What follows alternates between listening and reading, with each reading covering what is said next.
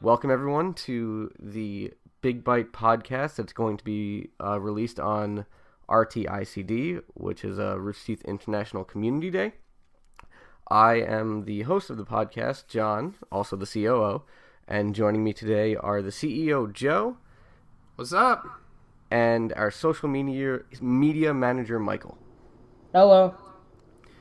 All right, so I figured since this was going to be released on International Community Day, we could start off the podcast talking about how we found out about Rooster Teeth and got into Rooster Teeth, and then we could break off and start discussing other things. Sounds good. John, right. You want to go first? So, yeah, I guess I'll go first. A couple years back when I was in high school, probably a sophomore in high school, I had never heard of Rooster Teeth before in my life. But then a couple of my friends were talking about Red versus Blue, and got me to watch it. And I watched a couple episodes, but I didn't get into Rooster Teeth yet at that point. And then one of the same people showed me Achievement Horse, which at that point was 40 or so episodes in, maybe. I watched the entirety of it and have not looked back from there. Just binged the entire thing and then just started watching basically everything that they produce. So, what about? So I'm old. I'm so fucking old. So I was in a computer class in high school, and my buddy showed me this video that he found. I forget where, one of those old aggregator sites. I don't know if you guys are old enough to remember these. It was what college humor used to be or stuff like that. But just collection of funny links from the internet. Well, they showed me this one. It was episode 2 of Red vs. Blue. It had just come out, so I got in super early. After I found that, went back, found the first episode, and then it just kind of that became our thing. Every week we would watch the new episode at the end of class. They have a whole bunch of us just gathered around the computer. It was kind of cool. But, so I kept watching that. I'm also an idiot, and I fell for the episode 100, oh, hey, we're not making this anymore thing, and I just stopped paying attention. Wow. So, I guess we're done, and I just walked away from Rooster Teeth for a few years. Then all of a sudden, one of my friends shared a video on my wall on Facebook. It was a rage quit. And so I'm watching it, and at the end, I see the Rooster Teeth logo. I'm like, wait a minute. Hold the fucking phone. I know this one. So I start looking into it, and I'm like, oh my god, they've been making so much content that I completely missed. And then, long story short, I've been engrossed again ever since. What about you, Michael? Well, back when I was younger, my brother used to play a lot of Halo, and we only had one Xbox. And I remember begging him to let me play. He said yeah, and then threw a disc at me, and me being the smart person I am, thought it was Halo. It wasn't. It was a Red vs. Blue disc, and I watched the entire I watched the entirety of season 5 that way, thinking it was kind of a cutscene. I was a dumb kid. And just put it down after that, never really thought about it again, and kind of discovered Rage Quit about 2-3 years ago. And through watching all of Rage Quit, I realized, oh shit, these are the same thing. Wow. They're both made by the same company. Then kind of fell headfirst into the community, and here we are. So Rage Quit is what got you guys both back into it. That's a weird coincidence that both of you watched Red vs. Blue, forgot about it, and then saw Rage Quit. Yeah, I guess so. Yeah. And the funniest part about that is, the new show that I just started releasing on our channel has been compared a lot to Rage Quit too. So it's kind of funny that that's just kind of the direction I went with my humor. Maybe that says a lot about me. I don't know. It might. Maybe a little bit. Yeah, well.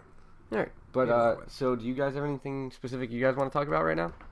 Well, honestly, I kind of want to talk a little bit about us. Like you said, we're going to be releasing this as part of the Rooster Teeth International Community Day celebration. It's one of RT World's functions. So some people listening may not actually be familiar with us. So Big Bite, just want to let you guys know about it. If you aren't familiar with us, if you are, just tune out for the next few minutes. If you aren't familiar with us, we are we started, I should say, as a Rooster Teeth fan organization. We started off doing Big Bite magazine. Actually, the day this airs, which will be, I believe, the 1st of April, we'll be relaunching the magazine. So that comes out today. It'll be issue.com, issuu.com /BigBite. So nice little plug there. We also do a lot of our own stuff as far as video now. We do our own Let's Plays. We do stuff like that. That's all on our YouTube channel. It's youtube.com /BigBite Media. So, but basically, if you're new to us, we're just a bunch of freaking nerds. We're all RT fans, and, we just love, creating that content, and getting other people involved as well. It's kind of fun. So yeah. Yeah, go ahead, John.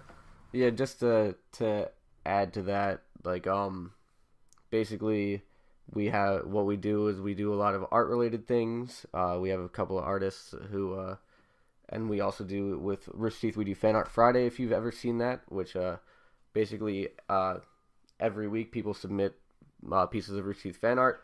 We curate the art and pick a winner, and the winner is displayed every week on the Rooster Teeth site with Becca's Poppycock feature, I think is the best way to call that. Shows up on the bottom of the front page. Yeah. So we do that, and then we, with the magazine, obviously, we got a writing staff that, works to do interviews, put out articles. We had a website for a little bit, where we also put up writing stuff. That's not going to be going forward, probably, but, all of the writing stuff that is up on the website will be able to be viewed via the magazine, I believe. Yeah, it's a basic idea. We'll do a best of or something. I don't know. Okay. Still haven't gotten that far yet. But yeah, that's basically what we do. I'm COO. I help run the show. Joe, as CEO, is the other person that helps run the show, pretty much. Yeah, pretty much. And then Michael is a social media guy. He does all our tweets and stuff and fun stuff like that. I post about the show. Yeah, there you go. So, just for fun, let's talk about how we got involved in Big Bite. I know when I started, it was still really, really early on. At that time, I was super active in the RT subreddit. And I just saw, issue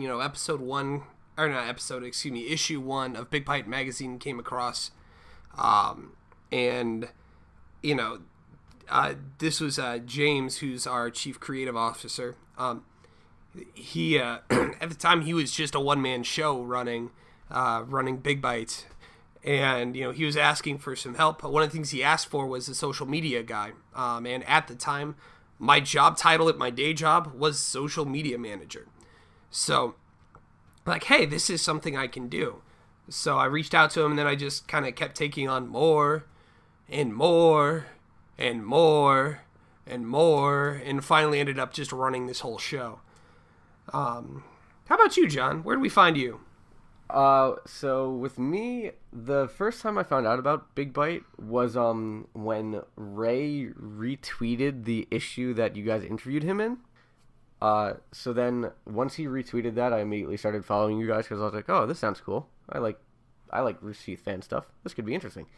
And then a little bit after that, I saw a tweet from you guys saying that you guys were looking for help for a writer, and I had always wanted to get a little more active in the community because I'd never done anything, and so I decided that I would contact you guys and see if I could get in. I'd never had any professional experience as a writer, but I always as a hobby would write. I've written a bunch of different short stories and stuff like that, just for fun.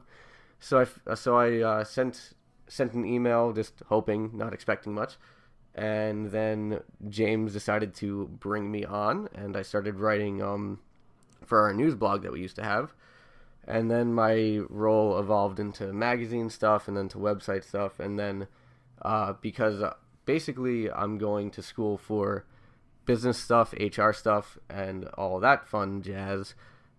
You guys decided that I probably would be able to offer some decent insight on how to run this thing. So that's how I got to this position right now. Well, to be fair, you are like the only one of us with actual business qualifications for operations.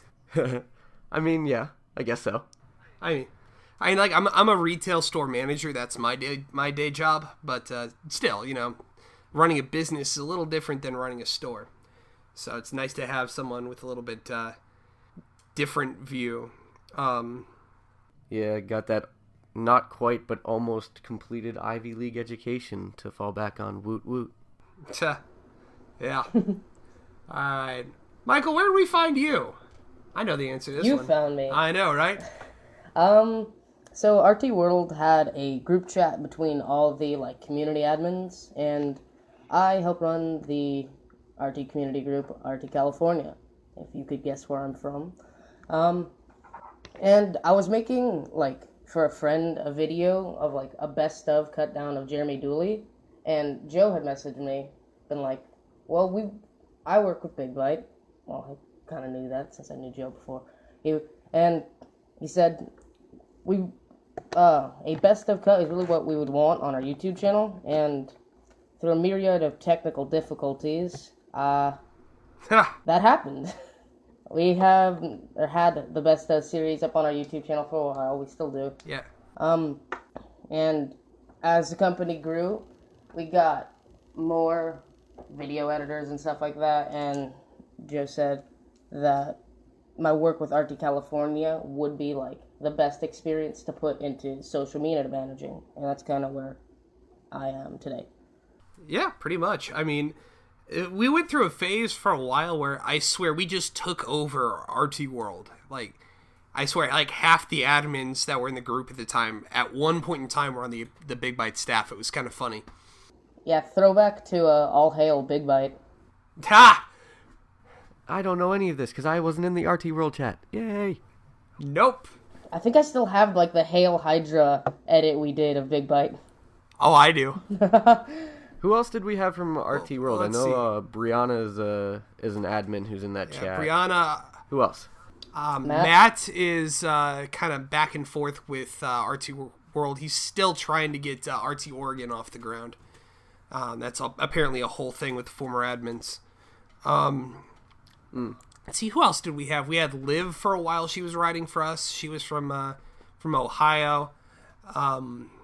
Tasha for a while was on our operations team. Craig for a while was on our operations team. He used to do RT UK. Craigo. I feel like I'm missing at least one or two here. And I run RT St. Louis as well. So, we still have a pretty big presence in RT World, but I'm not as active, but I still know everybody. Well, right.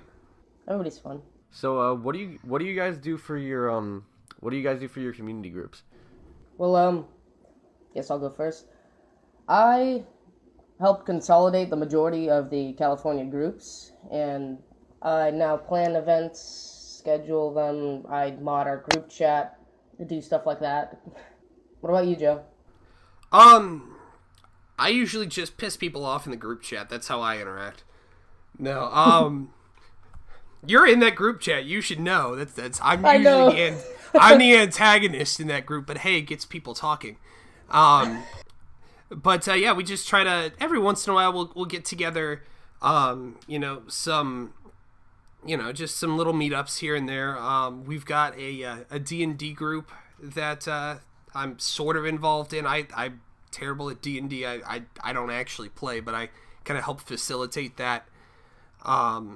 Beyond that, it's just trying to get new people excited about it, which is kind of fun. Yeah, I feel like I should actually start trying to get involved in RTNY. Oh, you should. RTNY is really cool. I've got a lot of friends over there. They do a bunch of cool stuff. Like a while back, I think they did this whole like race and ended up like 3D printing a tower of pimps that has RTNY engraved on it. That was really cool. Like they do a bunch of awesome stuff. Yeah, I saw that. Sounds awesome. Someone in my group actually like he won that. Nice. That's pretty cool. Yeah, okay. So yeah, I'm definitely gonna try to get more involved with them because that sounds awesome. But yeah, like one of the reasons I haven't really been super involved with them is I'm in the middle of nowhere, New York. So that makes things so I probably wouldn't ever really be able to join in on some meetups. But I'm gonna try to get involved more with that on the just like online side of things. Well, and a lot of these community groups don't just do like in-person meetups. A lot of them do like, you know, online gaming events. Another thing that I do with RT World is I do game nights with them. At time of this recording, we've got I know, right? Where did we come up with the name? I have no idea. Anyway, at the time of this recording, I've got one coming up in a couple days, which reminds me, actually, I have to put the post out about that. That'd be good. Kind of had to change directions late in the game, so. But, you know, there's things to do with your local communities that aren't, you know, that aren't necessarily an in-person meetup. You know, especially for groups like California, New York, ones that aren't just centered around a city like St. Louis is. You know, we've got, you know, people that are all over the state. So it's nice to be able to, you know, connect with all those people, if nothing else, online. And getting involved online is some of the best stuff you can do because then you'll have friends all over the state or all over, and you'll get to meet more people across the community that maybe aren't even around you. And it's just fun to have, like, internet friends. Yeah, so for all the RT fans out there like me who aren't doing anything like that, it might be time to start doing something like that. Hey, all right. Well, that was one nice big RT community ad, wasn't it? All right. Yeah, it was. All right, what do we want to shift gears to now? Have you guys gotten to check out the Nintendo Switch yet? No. I haven't played it, but my one of my friends who lives in this apartment with me has it, and I've been watching him play Zelda. Oh my god, I need this for Zelda. Oh my god, I need this for Zelda. I've gotten to play a little bit. One of my buddies has it. And yeah, he made the mistake of bringing it to work with him. And this is seriously all we did. Fortunately, it was a slow day. Thank God. But yeah, it's like we had like one person out on the floor just covering the floor. The rest of us were all in the back. It was great. That's amazing. You know, I haven't gotten a chance to play it yet because obviously he's just been focused on beating Zelda, and he actually doesn't have any other games. The only other things I've really seen from it are like I saw Funhouse do their 1-2 switch drunk gameplay. That was amazing. It was hysterical. Drunk Funhouse is best. And you can check out the best of Drunk Funhouse on the BIGBITE YouTube channel. Hey, more shameless plugs. How the hell did we slip an ad in there? You know what's funny? That's still like our number 2 video of all time and every month too. It's a good video. You should check it out. Is number one Jeremy? Yeah, number 1's Jeremy, which is amusingly enough our lowest quality video. Listen, that was our first video anyways. Right. Well, and that was before we realized that Google Drive compresses the ever-loving hell out of videos. Yeah. By the way, PSA for everyone, yeah, don't upload videos that you intend to ever watch again to Google Drive. Don't do it. Don't do it. No reason to do it. Took us, 3 videos to figure that out? Yeah, it did. It took us a while. I think we only got the hang of it like around the end of things. At least for the end of your show, at least that run of it. At least we got like one fairly okay quality. We got a video. couple. We got like 2. Yeah, we got a few good looking videos, but moreover, we released probably like 30 or 40 videos since then, and they all look nice now because we figured it out. Oh, that's good. Not repeating the same mistakes over and over and over and over and over again. Oh, we do that in other ways. Oh, of course we do, but not with the video compression anymore. Oh yeah, right. But what else is out for the Switch right now? Like, what is? I think there's just like games included, and then the Zelda game. I know on like Games of the Week in AWU they said there was one or two other ones. I know there's a few that are coming out, like a few big titles that are coming out in the coming months. But yeah, the only AAA title that's out right now is Zelda Breath of the Wild. They've got a bunch of like little ones. I'm gonna look one up real quick. The Creatures just did a really cool one. It's one of those just little like, kind of reminds me of like the gimmicky ass like Wii games and stuff like that they did just to try to show off the tech. What's the name of this one? Hold on. Fun fact, the Wii was the first Nintendo console I ever owned, and the only Nintendo console I've ever owned. Fun fact, that is the most current working console I own right now. The most current working console I have is my Xbox 360. I don't have any next-gen stuff, or I guess it's now current-gen. I actually still have a working original Xbox that I got, like, the year after it came out. So that thing's, like, what, 15 years old?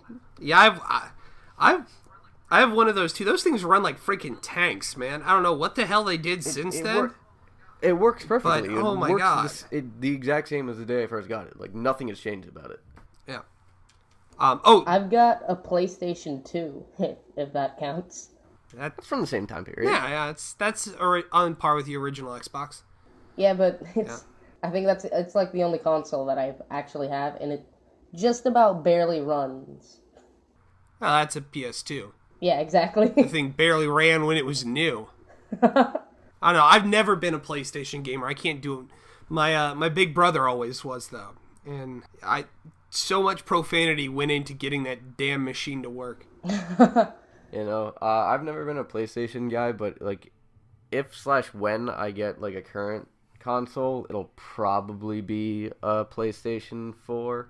I think that's probably where I'm going to wind up going, because the PlayStation exclusives are, like, so good, and Halo has kind of fallen a little hard recently. Yeah.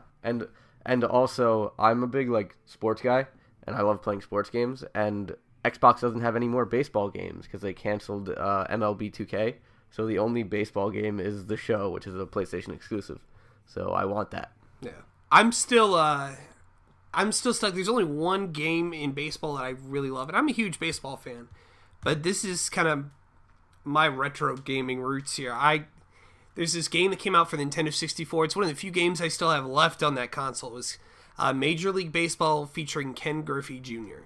And oh my god, I love that game. It's realistic enough that you have moving pitches, and your batting graphics are kind of modern and everything. But it's not just like hyper realistic like a lot of the games are today. So it's still got that real arcadey vibe. So it's just super easy to pick up. Like, yeah. I forget what game it was. It was I think one of the later 2Ks that a buddy tried to get me to play with him. And we just spent the better portion of time figuring out how to damn pitch the ball. Oh yeah, with the right thumbstick controls having to do it differently for each pitch. And thank God that this was an exhibition game, because I had like 8 pitchers get ejected. Like I don't think people. I wasn't trying to. Believe me, if I was trying, then no, I'd nail him in the dick every time. My favorite baseball game of all time was MVP Baseball 2005 for my aforementioned original Xbox. That game to me is still the best one ever made in terms of like sports games. That's a good one. Actually, on similar topic, what are your guys' favorite video games of all time? Like number 1. Oh. Yeah. Jack and Daxter. Let's see. For me, at least as far as console gaming goes, probably old school, like, no, I got it. NHL Hits. It's made by the same company that did NFL Blitz, but it's a hockey game where you can literally just, no holds barred, just beat the fuck out of everyone. You can just go in and just like ruin that goalie's day. Like I had this, it's like 3-on-3 plus the goalies, just real arcadey, and you would just like the easiest way to score points in that, especially when you had rules off, you intentionally lose the you lose the face off. Just bum rush the guy you're facing off against, bum rush the guy he passed it to, steal the puck, shoot it at the bum rush the goalie, shoot it again. Like seriously, in like a 3-minute game, you could score 30 freaking points if you were unopposed. Like if you were playing the computer. Nice. Yeah. Like that's my kind of hockey. Speaking of hockey, I'm actually going to a hockey game in a couple hours. Oh, cool. That's cool. Who's playing? It's a Cornell ECAC playoff game where in the second round it's a 3-game series and we're in game 3, trying to move on and cement ourselves in the NCAA tournament. We'd probably get in even if we lost, but it would really just make it nice and like solidified if we actually win. So that'll be fun. But yeah, for me, with my favorite games of all time, I have like an ongoing war in my head between like NBA Jam was amazing, loved that game, very similar to like the NHL style thing where you could just you could literally punch people in the face, like basically in that game. Oh yeah, which was awesome. Then Halo Combat Evolved is still like really high up there for me, probably my favorite campaign of all time. But what I still don't think has been unseated, my favorite game of all time, has to be Sonic 2 for the Sega Genesis. I grew up playing that game. That was the first console we ever had, and I just played Sonic 2 all the time. Didn't beat it for the first time until like 2 years ago, but played it all the time. And now it's sad because Sonic sucks. Yeah. No, I was always really big on Sonic 1. Actually, again, another shameless plug. First episode of my show, Appholes, was a mobile-based, like basically it's the Android port of Sonic 1. It was the first one I played. And if you watch it, I am fucking terrible at that. So it's like it was bothering me so much. Like I actually went and dug out my Sega Genesis just to redeem myself after this. And I just started playing it, and lo and behold, like an hour later, I realized, holy crap, I'm still playing this game. This game is like over a decade old, and I'm still just playing it, probably closer to 2 decades old at this point. I don't know. I mean, I think Sonic 1 was probably released in 1991. That was like 90. Yeah, that was 91. So yeah, it's over a decade. God, I'm old. Yeah, it's that's oh my God, I'm old. That's 26 years old now? Jesus Christ. Why am I so old? That's older than everyone in this podcast but you. Yeah. Thanks, asshole. Yeah, but, I'm starting to get slightly older. I'm of legal drinking age now. That's a milestone that I hit, which is weird. Yeah. Michael, you turned, 14 a little while ago? Actually, yeah. It's No, I just turned 15. My quinceañera was last week. And you didn't invite me, you son of a bitch. I did invite you. Damn it, Michael. I invited all of you. No, How old are you actually, though? Like 17? Yep. We have a very diverse group in Big Bite. From the decrepit of Joe to the young of Michael. I think I am the youngest there, right? Yeah, I think believe so, yeah. I'm pretty sure you are. That was me at one point. I used to be the youngest. I've taken your title. There can only be one. I mean, I haven't been the youngest in a long time. Like, I joined relatively early, and then I was the youngest, and then that went away like a month later. Yeah, I gotta tell you, I was so happy when we had Craig for a little while because I wasn't the oldest. Oh, is Craig older than you? Craig's older than me a couple of years. Really? Yeah, he's still acts like he's like 20, but yeah, no, he's older. Love him to death. Love you, Craig. You're not listening to this, I know, but love you. And now you're back to being the oldest. Yep. And you are sad. Fortunately, dementia's setting in, so I really forget about it quickly. Not that fucking old. We like to joke. Oh, yeah. But then you talk about how, we're kind of a diverse group. I mean, we've got people literally all over the world. We've got mostly U.S. people, but we've got a little bit in Canada. UK, we've got a lot of people in the UK. We've got Sarah's down, one of our writers, Sarah's in Australia. Who else? Oh, Aussie. No. For a while we had someone, Michael, you might not remember this, but John, you might. We had somebody from Spain for a little while. Yes, I do remember that. For a project that never took off. We had a radio show we were going to do. It's kind of a weird partnership with, what was his thing? Like Rooster Sounds or something like that? Yeah, I believe it was. And RT Radio. Oh, yeah. Yeah. Rooster we also had, so that... I believe we've had people in the Philippines and Indonesia in the past as well. I remember Yeah, that. yeah. We had a comic illustrator from Philippines, I think, and then a writer, A writer from Indonesia. from I think he's pretty Indonesia, much I done believe. at this point. Haven't heard from him in a long time. Yeah. But yeah, and it's cool because we get to work with all these people. The only thing that sucks, and it sucks so bad, is planning staff meetings. Time zones. Staff meetings. Oh my god. Trying to schedule this was even a nightmare. Like, everything sucks in terms of time zones for this, but Oh yeah, and you scheduled this on Spring Forward.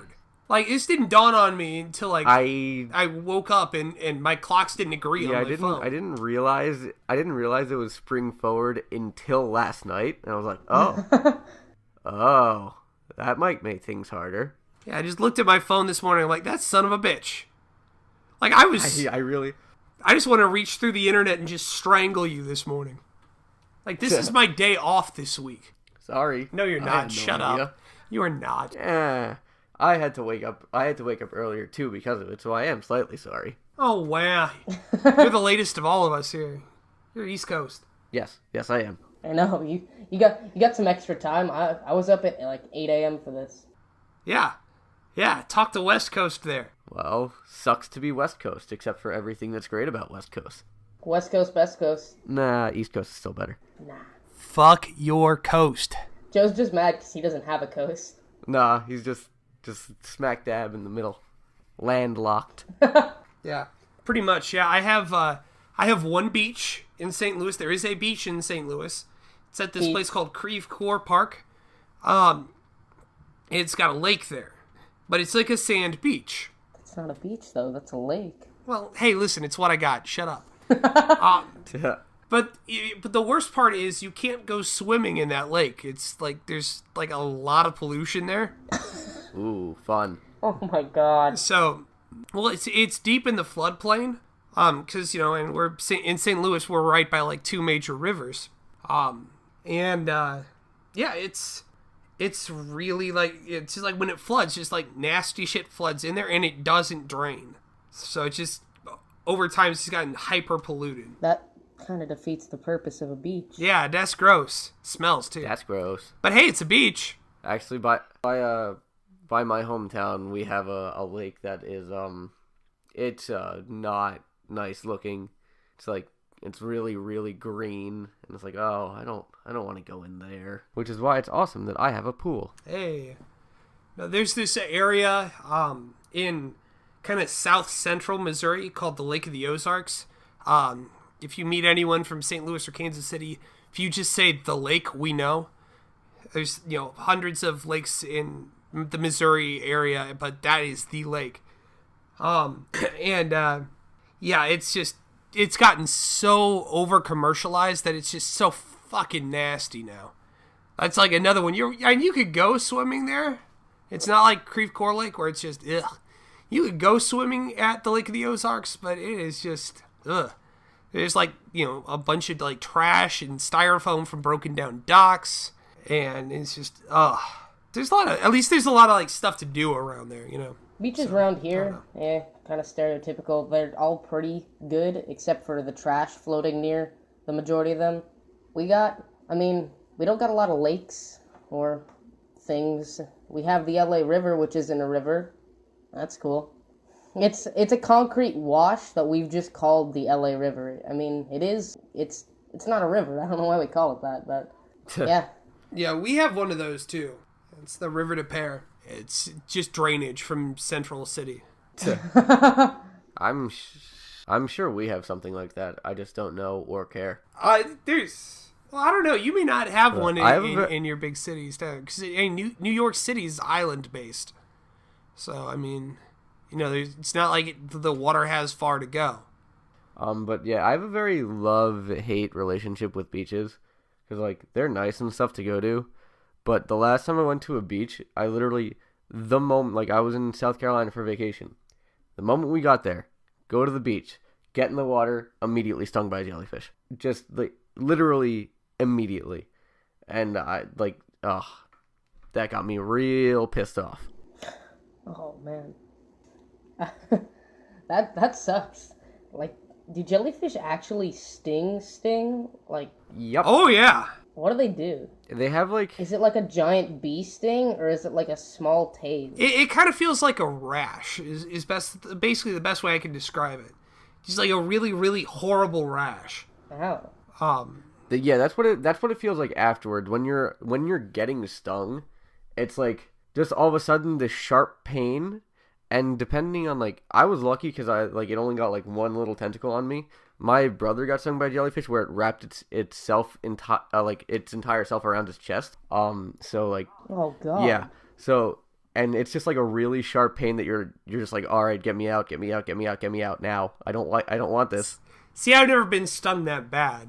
You know, my sting wasn't terrible. Like my brother had to go to the hospital. Ew. Wow. Well, it wasn't a great sight. My brother also got stung by one, but he never told me about it. He's like wary of the beach. I don't like the beach just because sand's the worst thing. I hate sand, like Anakin Skywalker.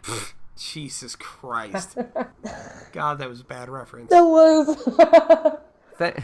Thank God that the new Star Wars wasn't terrible. I still haven't gotten around to seeing that. I don't get to see too many movies these days. I've got a 2-year-old. You don't get to go to the theater for anything adult when you have a 2-year-old. Yeah. I mean, would your 2-year-old saw Finding Dory in theaters. That was top. Realize what is going on in Star Wars? See, that's not the problem though, because she wouldn't care. The problem is she wouldn't care and she'd just be terrorizing the theater. Yeah. That's the problem. I would recommend both new Star Wars though if you like getting them on DVD or something because they were both pretty good. Like oh yeah, I'll watch it. Neither were like masterpieces because very few movies are, but they were both very fun, very good, and very redeeming after the mess that was the prequels.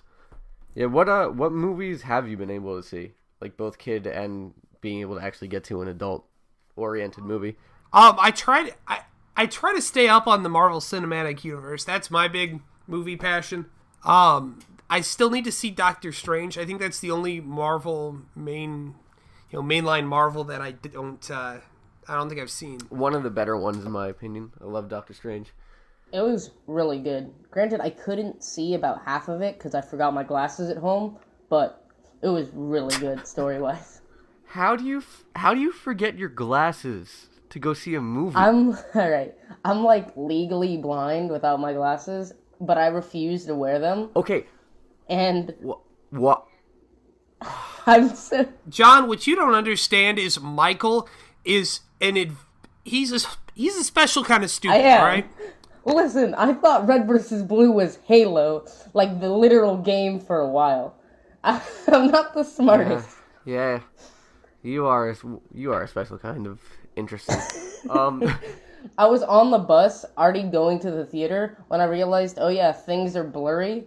I don't have my glasses. Jesus. I have a 2600 vision, so I can't see anything without my glasses. So I literally cannot, I would walk into walls without my glasses. I cannot see. Holy shit. That's bad. I can only see It's not fun. I can see things 7 feet in front of me. Everything else is just blurry. Oh, you got 7 feet? I literally, if I am not wearing my glasses, my phone has to be at about 1 fist width away from my nose for me to be able to read it. I just kind of go without my glasses because the majority of the time I forget them places. How do you school? Do you at least remember them there? No. I just sit in the front and squint. Most of my class, it's bad because I'm also in a film class where we're watching films and I sit in the back. But other than that, I sit in the front for most of my classes so I can just squint or listen. And because what was that? I said, have you thought about getting contacts? Contacts are expensive, man, and my frames are also broken, and I fiddle with everything I touch. So just if I fiddled with my own glasses enough, I'd probably break them. That's also why I don't wear them a lot. We need to get you one of those little fidget cubes. Have you seen those? I want one so badly. They're so cool. Oh my god, I need one of these. I would probably terrorize all of my friends with just the incessant clicking that's constantly happening. Oh yeah. Yeah, I had to prevent myself from like fidgeting too much because I like back in elementary school I used to like click a pen all the time, and my friends would get super pissed at me. So I've now stopped doing that. But I feel like if I were to be given a fidget cube, I would never stop again. Just be like, nah. Oh yeah. Well, I'm the horrid person that just taps my pencil across the table all day. Well, I'm one of the worst kind of people when it comes to that kind of crap, because not only do I fidget constantly, I'm also a drummer, so I'm literally drumming. You know, like right now, Mike's probably not picking it up; it's not showing up on the waveforms, but like I'm absolutely this entire podcast I've been like drumming on my lap. Yeah, the one bad habit I have is I shake my leg all the time. Like it's just always constantly going. So it's like whenever people are sitting next to me, I'm like accidentally shaking their seats, and they just like look over and like slap me in the knee and tell me to stop. But back to Marvel real quick. What's your favorite movie in the MCU? Ooh, that's tough. Captain America, The Winter Soldier, 100% hands down. That's mine as well. See, I mean that's at least in my top 3. I think my favorite one has got to be Guardians of the Galaxy. It has to be. That one's a close second. Oh my god, it's just so light and refreshing, especially compared to how heavy the MCU got at that time. You know, that's and still kind of is really. Yeah. I mean, it was just a nice, lighthearted, superhero film. I think that's why I loved that one the most. I think my second favorite though has got to be Ant-Man. Oh shit, Ant-Man, yeah. I haven't seen Ant-Man yet. It's so good. You gotta watch it. Ant-Man's one of my favorites I too. do. Oh yeah. You got those new Thor pictures were released. He's got a new haircut and some new armor. He cut his hair. Ooh. Holy shit. I can't get into the Thor movies as much. I own the 2 that are out so far. I don't enjoy it as much. They weren't amazing. They were okay. I mean, from a cinema perspective, I mean, they were pretty good. I couldn't dive into them. It's like that's not one that I reach for on the shelf. One relatively controversial opinion I have, based on the fact that everyone I tell this to gets angry at me, I kind of hated the first Captain America movie. Don't worry. As much as I love Captain America, I can admit it was pretty boring. It felt kind of flat almost. I mean, it was a decent movie, but I wasn't a fan. And then Winter Soldier happened, and I was like, okay, this is great, love it. Yeah, Winter Soldier was incredible. Winter Soldier was the best movie ever. Wouldn't go that far. I'm a really big Captain America fan, so the whole Winter Soldier arc, which is my favorite arc, is like having that all in the movie after growing up reading all like the Ed Brubaker comics.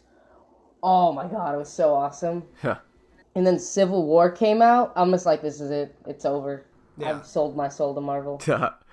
For me, I wouldn't push it as far as like best movie of all time. For me, like my top 2 have to be The Godfather and Empire Strikes Back are probably like my top 2 favorite of all time. See, I'm here's an unpopular opinion for you. I didn't like The Godfather. I didn't enjoy it. It was good, I could tell. It's not one that I go back to. I've seen that movie like 7 times.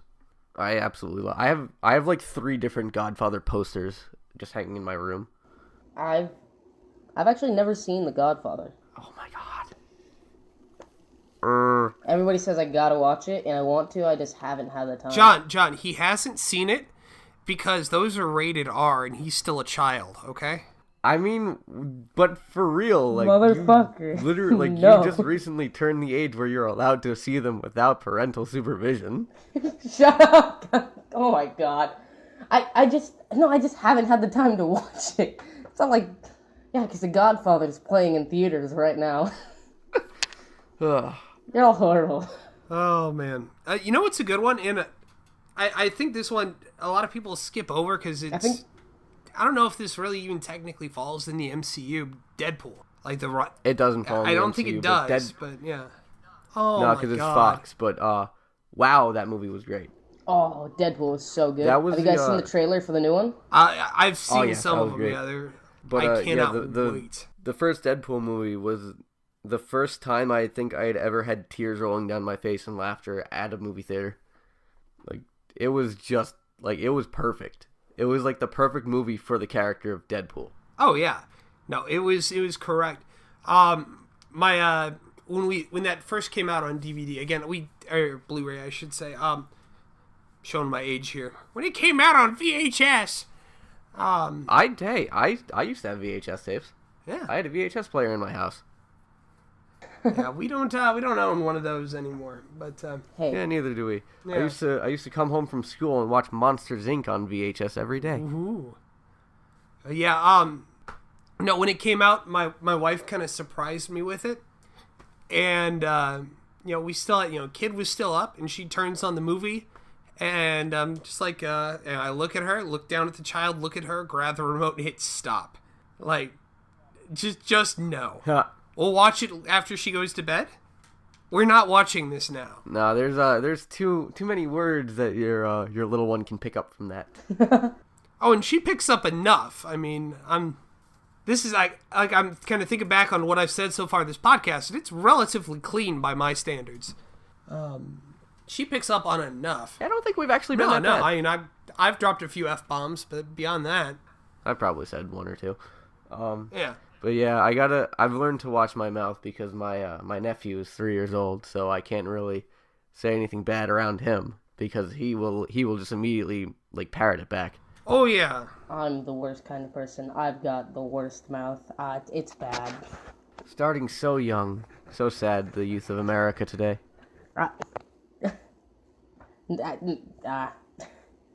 Can't even defend myself. I've got a really bad mouth. Like, Oh my god. I've I've got a story got a for story. you. I've got a story for you on this. So, a few weeks ago, I was editing some app holes, and just my computer was not cooperating. I was getting so angry at it. I just slammed down the lid at one point, just screamed, "What the fuck?" And so, not 30 minutes later, my daughter is playing with. It's the cutest thing ever. My daughter's playing with her little toy laptop.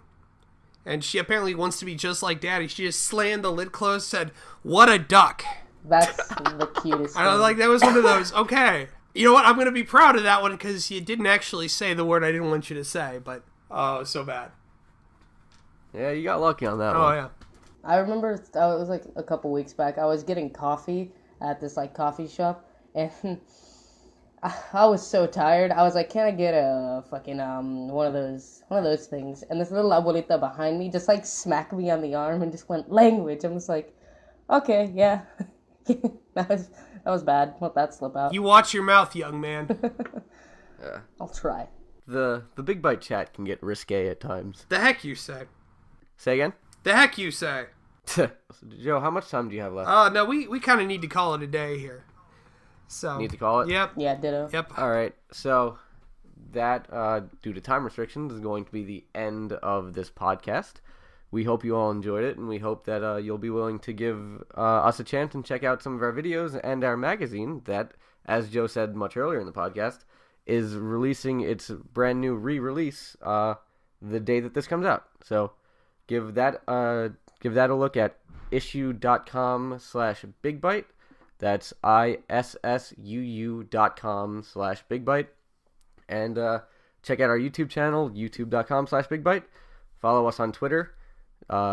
Hey, real quick, John, that's youtube.com/bigbitemedia. Big Bite Media. Yep, I just realized that. What's our Twitter? You can find me at LOSX77_Michael. Nobody wants to follow you. I think he was talking about... sorry, that was savage. No. Wow, Joe, come Yeah, easy. sorry, that was super Yeah, that was mean. mean. Now, I think he's asking about the Big Bite Twitter. Michael, you want to tell him what that is? I can dream. It is at Big Bite Media on Twitter. All right. Also, if you want to follow me on Twitter, I don't know why because I don't do anything, but I am at jburn2888. The burn is spelled BYRNE. What is yours, Joe? It is at JXDalton. It's JXDALTON. All right. So thank you for listening. Hope you all enjoyed it, and we'll see you next time if we record another one of these, which we likely will. Bye. Bye.